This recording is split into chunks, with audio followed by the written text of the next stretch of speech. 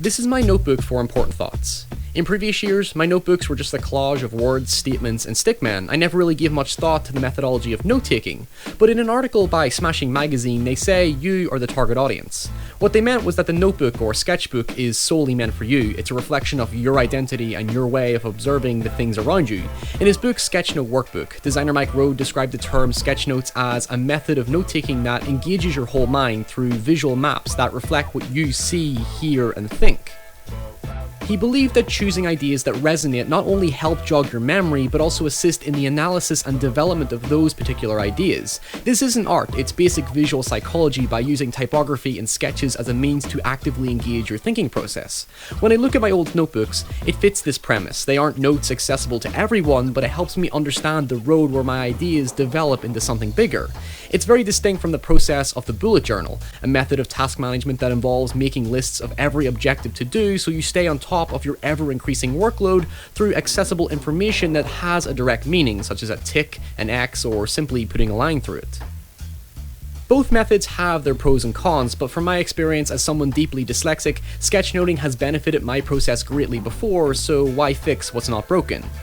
Sketchnoting feels organic and flexible, allowing work to flow naturally and blossom into a web of intriguing directions to go in, but on the other hand, the systematic method of the bullet journal provides a more logical approach to personal management, but I already keep a record of tasks through my digital spreadsheet and reminders application.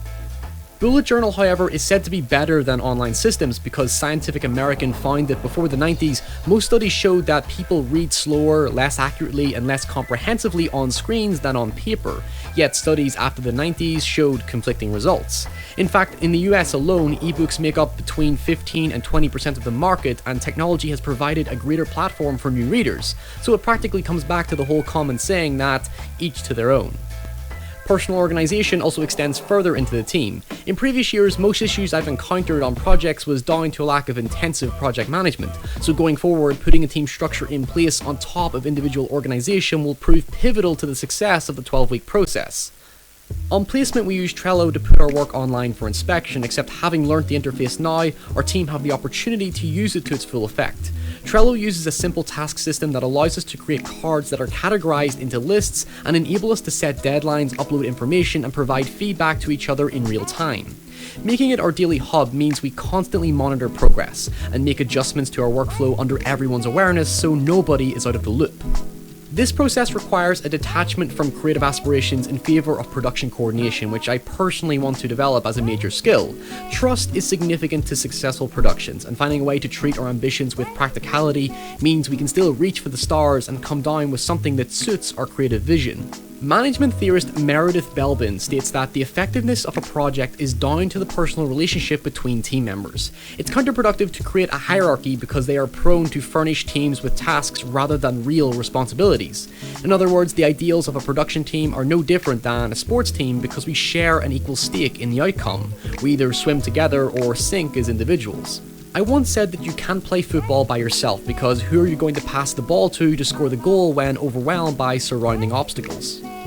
As Belbin highlights, trust and openness dismantles selfish empowerment and strengthens the unity of the team.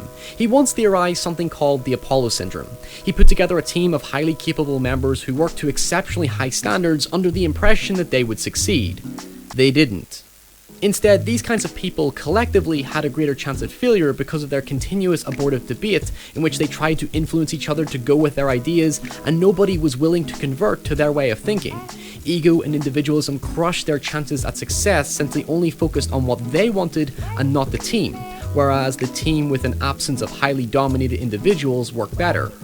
Belbin suggests that people with high critical appraisal and on the low assertive scale of the personality inventory were favourable team players because they worked harder without dictating or forcing their ideas onto others. With compassion, approachability, and support for each other, that kind of team were able to succeed. But it also leads into a crucial issue in regards to decision making. In the past, I found most decisions were based purely on politely accepting a consensus to move things along. This just became a job. But always proved detrimental in the long term as people avoided confrontation, much like the failed Apollo team. Belbin highlights that joint consensus is an illusion of agreement rather than an actual decision.